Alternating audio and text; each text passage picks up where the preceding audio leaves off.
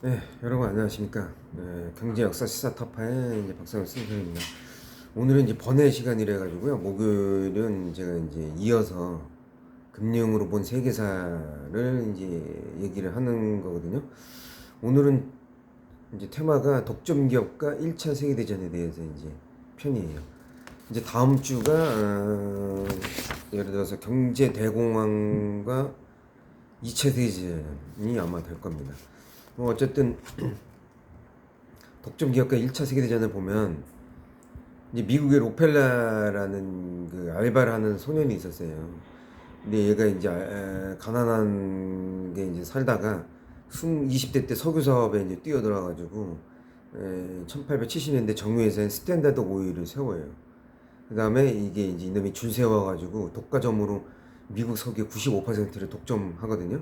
이게 훗날 이제 분할이 되는데 이제 뉴저지 쪽에 있는 거는 엑소가 되고 뭐 캘리포니아에 있는 거는 좀 뉴욕주에 있는 거는 엑스모빌이 되고 캘리포니아에 있는 게 세브론이 됩니다. 그게 다 스탠다드 오일이에요, 그냥. 얘네 회사를 쪼개가지고 다 그렇게 만드는데 미국에 있는 에너지 독점 기업들은 그래도 전신은 다 스탠다드 오일에서 나온 겁니다. 형태만 쪼개져 있는 거지 한 새끼에서 나온 겁니다. 일단 그렇게 보시면 됩니다. 그리고 이제 반면 JP 모건은 존 모건의 아버지가 JP 모건이고 그다음 존 모건, 잭 모건에서 이제 계속 이어지는 가문인데 어쨌든 얘네는 영국에서 이제 번 돈으로 금융 그 미천으로 미국에서 이제 세워가지고 이제 한 20년 정도 지나서 제너럴 일리트사를 인수를 해요. 그리고 또 상장시키고 그다음에 이제 금융 위기를 미국 내에 이제 금융 위기를 얘가 이제 고비를 두 번이나 넘깁니다. 1894년하고 1906년인가 7년인가 그때 한번 이놈이 JP 모건이 1차 금융위기, 2차 금융위기를 자기네들이 이제 그 동업자들이나 그런 투자들한테 돈을 이제 해가지고 다 일시에다 마무리 져가지고 다 매수하고 그래서 중간에 금융위기를 몇 번 막아냅니다. 그래서 얘네가 결국은 JP 모건의 사명을 이제 완전히 굳히죠. 그러다가 이제 1900년대 들어와서 US 스틸도 이제 설립을 하고 카네기 거를 돈을 통으로 사가지고요. 그거를 다시 상장시킵니다.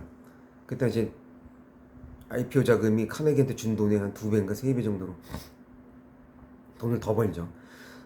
그래서 이제 얘네 JP 모건을 그때 당시에 합산한 결과 미국 제조업의 전체 한 15%? 20%가 얘네 거였어요. 이게 무슨 금융회사가 아니라 무슨 투기회사도 아니고 하여튼 그때 지금 말도 안 되는 그냥 산업자본을 다 먹은 거죠. 금융자본이. 언젠간 나중에 이제 금상법이 생겨가지고 이제 분리가 됩니다. 그래서 일단은 먼저 산업은행하고 이 투자은행을 분리를 시킵니다. 1933년에 이제 규제가 강해져가지고 이때 프랭클린 미국 대통령 때인 것 같은데 그래서 모건 스탠리하고 JP 모건이 나중에 쪼개지는 계기가 됩니다.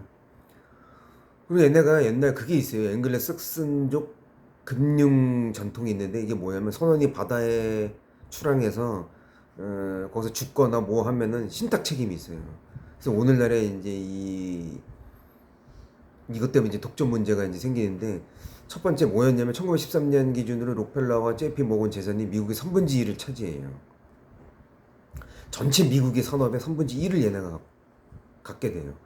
이게 전 세계 10분의 1입니다. 이금에도 엄청난 거죠. 이건 독과점이 아니라 그냥 날로 먹는 거죠. 그냥. 그다음 막강한 경제력으로 의원들을 조종하고 내정과 외교 정책에 영향을 미쳤어요. 쉽게 얘기해서 삼성전자가 다 국정 결론까지 다 마음대로 했다 이렇게 보시면 돼요. 그 다음에 부가 극소수에만 집중되어서 이제 미국이 쇠퇴기를 접어드는 건데 이걸 이제 프랭클린 루즈벨트나 나중에 시어도 루즈벨트가 중간에 좀 개혁을 좀 해가지고 이게 조금 미국이 약간 좀 완화돼서 그나마 이게 된 겁니다. 이 기업들 쪼개지 않았으면 지금 벌써 망했어요. 미국이라는 나라는.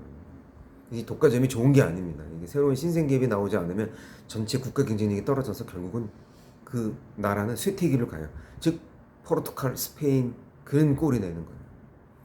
잘 새끼 들어야 돼. 이거 기업하는 새끼들도 이거 꼭 금융 공부하는 놈들만 알아야 되는 게 아니라 기업하는 새끼들도 지금 내 그 방송 봐야 되는 거예요. 원래는 이게 괜히 햇소리 하는 게 아니에요. 다 남아 있는 거예요, 역사에. 그다음 1890년대에 공화당이 반독점 발의하다가 이제 동종 카르텔과 기업 합병하는 걸 유법이다 해가지고 불법 행위로도 법제화를 시키고, 또 루즈벨트는 사법부의 독점 기업 직접 기소권도 부여해주고, 뭐 이런 식으로 미국도 나름대로의 이제 이 클레이튼 반독점법이라는 것도 만들면서 이제 물건의 가격을 독단적으로 징수할 수 없고 정할 수 없게끔, 이걸 어길 시에는 그 회사를 해체한다는 강력한 법안이에요, 이게요.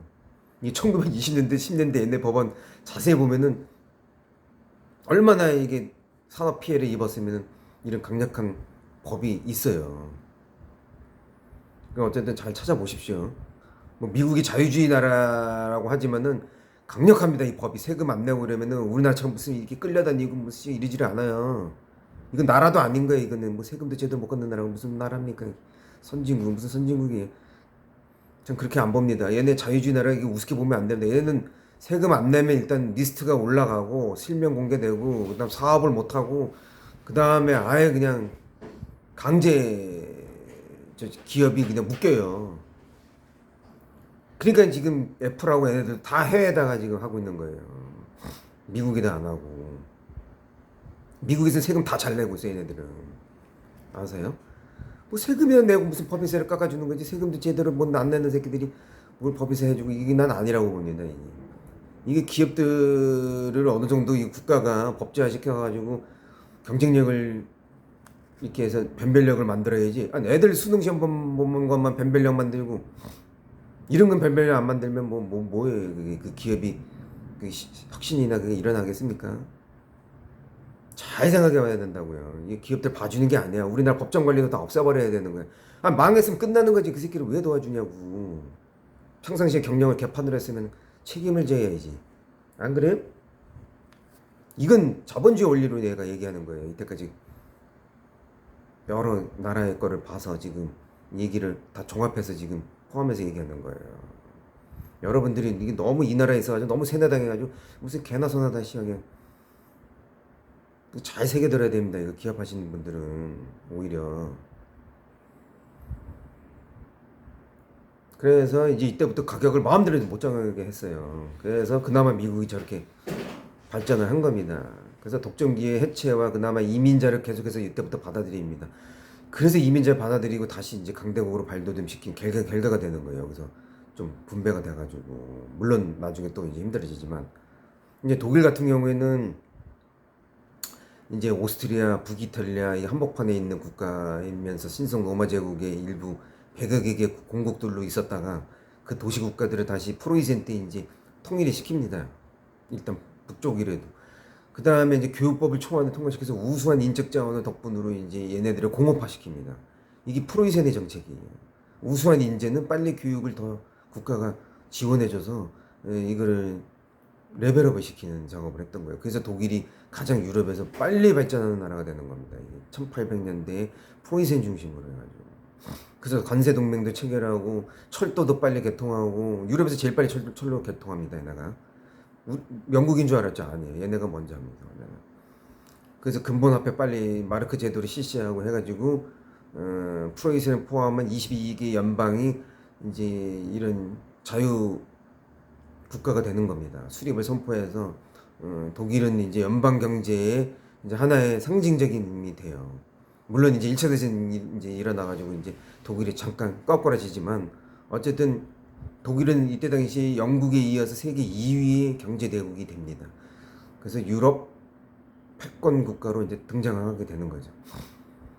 그래서 이제 영국은 식민지로 이제 시스템을 이용하는데, 독일은 식민지보다는 공업 시스템을 자체 안정적인 선택을 해서 나중에 이제 전쟁을 하게 된 계기가 되는 거죠. 그래서 어쨌든 결정적인 계기는 영국에서 이제 합성 연료를 먼저 개발하고 인정받지 못하고 이렇게 독일로 건너가서 독일 화학공업의 타이틀을 갖게 됩니다. 이게 영국보다 독일이 화학 산업혁명이 먼저 일어난다고 생각하시면 됩니다. 화학혁명은 독일이다, 이렇게 보시면 됩니다. 그래서 언론의 자유와 이제 교육 발전, 철로 부설 등 경제 발전이 나머지 기간 산업이 동시에 발전해서 이제 사실상 유럽의 훗날 지금의 이제 의장 국가가 되는 거죠. 여러분들 이런 걸 본받아야 되는 겁니다. 이 교육을 아주 빨리 독일은 빨리 파악을 해서 화학도 발전시켜 가지고 빨리 기간 산업을 먼저 이제 영국보다는 빨리 합니다. 산업혁명은 영국이 먼저 했지만은 화학 산업혁명은 얘네가 먼저 했어요. 그걸 아셔야 됩니다. 어쨌든 이제 1차 대전이 이제 영국과 이제 독일의 금융 전쟁이 일어나죠. 그래서 이제 영락은행은 어음 할인율을 3% 10%로 올리고 잉글랜드에서 자금 회전하도록 유도를 합니다. 그래서 이제 베를린이 잠깐 폐니 상태가 오죠. 대량 인출 사태도 벌어지고 독일은 금태환을 중단시키고 국채를 화폐 체계에 포함시켜서 화폐 발행을 늘립니다. 이때 국채를 이제 독일은 쓰는 거죠. 머리를 좀 썼어요. 그러나 영국과 프랑스는 이제 변칙적인 방안을 생각하죠. 왜? 이러면 독일이 계속 버티니까 JP모건과 시티은행에 도움을 요청합니다. 그래서 대상을 건너는 거예요. 그래서 아씨 도와달라고 해가지고 미국 생산품을 수입해주고 구매해준다는 조건에 20억 달러를 빌려와서 버팁니다. 여기서 이제 돈을 더 버티고 30억 달러의 채권도 더 늘려요. 그래서 결국은 전쟁에 독일이 지게 됩니다. 여기서 좀만 독일이 버텼으면 되는데 못 버팁니다. 왜? 미국이 또 참전해가지고 또 쏟아부어가지고 결국은 그 무기와 그런 거에 못 이깁니다. 물량에. 하여튼 미국만 참전 안 했으면 다 독일이 이기는 전쟁들이에요. 근데 미국 새끼가 다 참전해가지고 다 독일이 졌다 이렇게 보시면 돼요. 영국하고 프랑스가 한 건 없어요. 어쨌든 이때 이제 일부 영토 할애도 되고 이제 저 동프레센도 좀 일부 뺏기고 이제 30년 동안 1,400억 마르크 배상금도 치러했어야 돼요. 그러나 영국하고 프랑스도 국력이 크게 소모되죠. 왜? 부채를 많이 얘네도 지게 됩니다. 독일이 져도 영국하고 프랑스도 이긴 게 아니에요. 그래서 이제 영국 경제를 일으키려고 케인즈의 역할로 프랑스와 동맹을 깨고 영국은 오히려 독일의 공업 도시를 이제 그쪽에 이제 더 도와줘요. 왜? 프랑스를 견제할 수밖에 없는 거죠. 프랑스가 경제를 독주하게 되면 자기네 런던 시장이 또 금융이 파란이 오기 때문에 프랑스 화폐를 대규모 매도시키는 또 계획을 세웁니다. 어쨌든 프랑스를 신용대로 추락을 시켜야만 자기 영국한테는 저거 되거든요. 그래서 유럽의 어느 나라도 독주를 허용을 안 했어요. 이게 영국의 섬나라의 운명이에요. 그래서 어쨌든 독일은 이때 다시 1920년대에 공업 생산량이 영국을 다시 앞질리고 유럽에서 1등이 됩니다. 이제 아시겠죠? 근데 그걸 못 막아요. 또 영국이 결국 또 2차 대전의 계기가 되죠. 어쨌든 경제대공황이 와가지고 독일한테 또 기회가 오는 겁니다. 경제공황은 독일한테 기회고 대공황이 또 2차 대전은 또 함정이 되는 거죠. 그래서 뉴욕 증시가 다시 폭락하고 대위기가 오죠. 독일은 이때 전제 배상금을 지불할 수 없다고 한 다음에 그걸 공업화 시키는데 돈을 또 돌립니다. 그래서 배상금을 다 깎아요. 최대한대로 깎아요. 그래서 독일은 빨리 회복을 합니다. 이때 어떻게 보면 대공황이 독일한테 기회였던 거죠. 어쨌든 다시 이제 미국과 이제 유럽은 다시 호델 법안이라고 있어요. 이게 1933년에 미국 의회에서 현행 관세를 낮추고 달러 가치를 20% 절하해서 어떻게 영국과 프랑스를 조금 살려줍니다. 그러면서 이제 타격을 덜 입게끔 하는데 근데 그때 당시에는 미국도 힘들었습니다. 금융공에서 전쟁 일어나기 2차 대전 일어나기 39년 전까지는. 그래서 이게 근본위를 형성시키는 데는 서로 동맹의 환율 동맹을 맺는 거에는 좋았지만 오히려 이 환율을 고정시켜서 동맹 맺은 게 오히려 영국, 프랑스, 미국에는 조금 독약이 됩니다. 그래서 나중에 힘들어집니다. 그래서 이게 독일이하고 이제 싸우게 되는 계기가 또 되기도 하는데 어쨌든 부동산 거품이 또 꺼지면서 이제 많이 이때 당시에 이제 파산은 하는 기업들이 많이 늘어납니다. 공업은 공업대로, 부동산 부동산대로 해가지고 또 화폐도 많이 발행해야 되고 그래서 조금 이때 이제 미국이 이제 흔들립니다. 그래서 다우존스가 400포인트나 올랐다가 이제 꺼지는 거죠. 그래서 결국은 인출 사태가 벌어지면서 공황을 이 금융 패닉을 막 못 막습니다. 이때는 JP 모건이 못 막아요. 그래서 이제 그 책임을 지게 하려고 이때 이제 그 독과점법이니 무슨 법이 다 통과되는 겁니다. 그래서 프랭클린 루즈벨트가 이제 아주 궁지에 몰리게 되죠. 그때 생긴 게 뉴딜 정책입니다. 그래서 뉴질 정책으로 어떻게 이 14만 개, 15만 개죠. 기업하고 은행이 15만 개가 파산된 거를 막을 수는 없었지만 그래도 뉴지벨트가 재선하는 데는 이제 도움이 되죠. 그래서 어쨌든 이때 당시 재정 적자도 늘어나고 뭐 달러 가치도 아주 70% 평가절하하게 되고 20% 평가절하했는데 영국 프랑스 때문에 다시 50%더 평가절하하게 되는 거죠. 그렇게 됩니다. 그 유럽도 아시아도 타격을 받죠. 어쨌든 미국이 흔들리면 다른 나라도 다 흔들리고 그러니까 중국도 그렇고 이제 그렇게 해가지고 이제 쭉 이제 이때 독일은 이제 나치당에 이제 정권을 잡습니다. 그래서 이때 당시에 정권을 잡아서 요놈이 그때 당시 국방장관하고 총통 뭐 의장 자리까지 다 해가지고 그 통과시킵니다. 그래서 이걸 의회 화재 사건을 공산당으로 지목해서 공산당을 다 뒤집어 씌우고 국민당과 연립해서 법제정도 다 이때 정리를 합니다. 그래서 정권위임법이라는 게 있어요. 정권위임법이 뭐냐면 내가 다 하는 거예요. 국방부 장관, 총리, 내무부 장관까지 다 하는 건 정권위임법이라고. 이게 필요합니다. 우리나라도 혁명이 일어나서 이런 거 정권위임법 한번 해야 됩니다. 우리나라도 정리 좀 해야 돼요. 우리나라도 쓰레기들이 많아가지고. 어쨌든 일본도 이제 서구 열강과 불평등 조약 맺으면서 강제로 몰리고 이제 메이지 위신을 해서 막부를 타도해서 이제 새로운 메이지 위신이 이제 생기게 됩니다. 그래서 이제 청일 전쟁에서 이제 은본이를 폐지하고 근본위로 하면서 영국과 나란히 어깨를 나란히 하죠. 그래서 또 러일 전쟁에서 또 이기죠. 1905년에. 그럼으로써 이제 1차 대전에 영국을 도움으로써 이제 맹실공이 강대국으로 반열에 오르죠. 그 다음에 이제 진주만을 공습해서 태평양 전쟁을 일으키면서 이제 최정점을 찍죠. 물론 이세는 이제 패망을 하게 되죠. 어쨌든 이렇습니다. 예. 그래서 미국은 어쨌든 마지막에 이제 무기대여법을 통과시켜서 이제 영국, 소련, 중국의 이제 동맹국들한테 도와주면서 독일을 패망을 시키죠. 미드웨이 해전, 일본은 미드웨이 해전에서 이제 져가지고 결국은 결정적인 해군이 타격을 입으면서 결국은 끝나게 됩니다. 네. 이게 이제 독점 기업과 1차 대전, 2차 대전까지 제가 얘기한 건데요. 야, 이게 원래는 경제대공하고 2차 대전은 다음 주에 얘기하려야 했는데 이게 앞에 게 너무 짧아가지고 두 개를 한꺼번에 묶어서 한 겁니다. 자, 일단 여기까지 경제열사 스타파의 박상욱의 쓴소리였습니다.